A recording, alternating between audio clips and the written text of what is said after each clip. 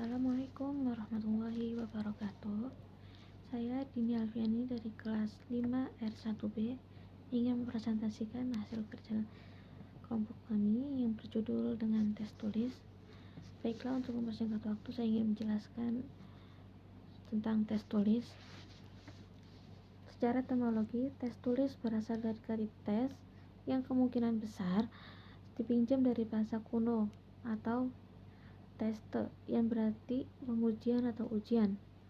Istilah ini awalnya digunakan dalam konteks pengujian kemampuan atau pengetahuan seseorang dengan secara tertulis.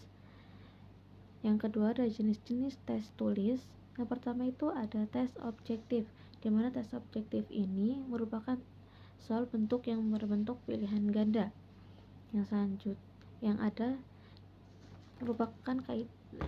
selanjutnya itu ada kaidah-kaidahnya dari tes objektif atau tes pilihan ganda.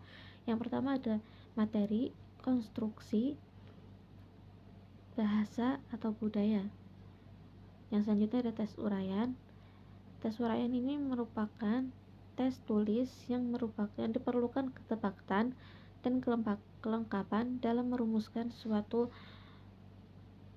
materi yang ditanyakan kepada seorang siswa. Kaidahnya hampir sama dengan tes objektif, yaitu materi, konstruksi, dan juga bahasa. Selanjutnya ada tes tulis sebagai fungsinya atau fungsi dari tes tulis.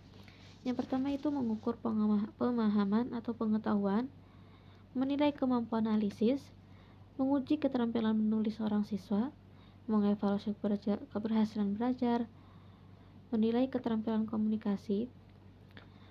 Yang selanjutnya ada prinsip-prinsip tes tulis.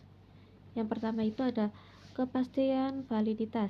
Yang kedua, kepastian reliabilitas. Yang ketiga, ada keterwakilan konten.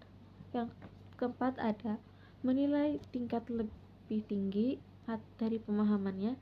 Yang kelima, ada kepastian dari keadilan. Yang terakhir, ada instruksi yang lebih jelas.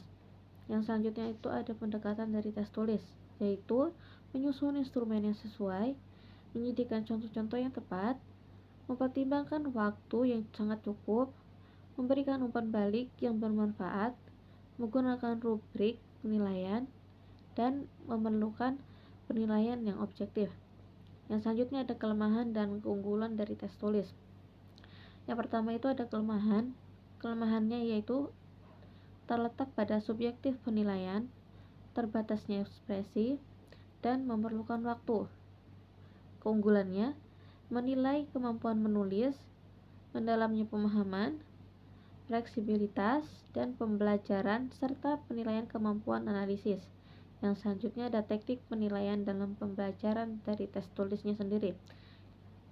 Yang pertama itu ada teknik tesnya, yang berupa tes uraian atau tes objektif. Yang teknik penilaian dan tesnya, penilaian untuk kinerja, penilaian sikap, penilaian proyek, penilaian produk, penilaian portofolio, penilaian diri, serta pemberian tugasnya. Dari teknik ini, pada dasarnya melakukan penilaian itu harus melaksanakan pengukuran tanda terlebih dahulu, yaitu membandingkan suatu dengan satu ukuran.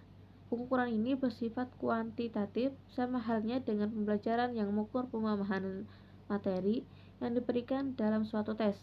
Nanti hasilnya akhirnya berupa angka. Contohnya, Andi mendapatkan 90 hasil dari ulangan harian pelajaran fikih. Selanjutnya, perlulah bisa melakukan penilaian. Mendapatkan angka 90 berarti nilai pada Andi jadi penilaian merupakan suatu akhir keputusan yang dapat diambil dengan secara baik buruknya. Penilaian bersifat kualitatif. Mungkin cukup sekian dari saya. Sekian, terima kasih. Wassalamualaikum warahmatullahi wabarakatuh.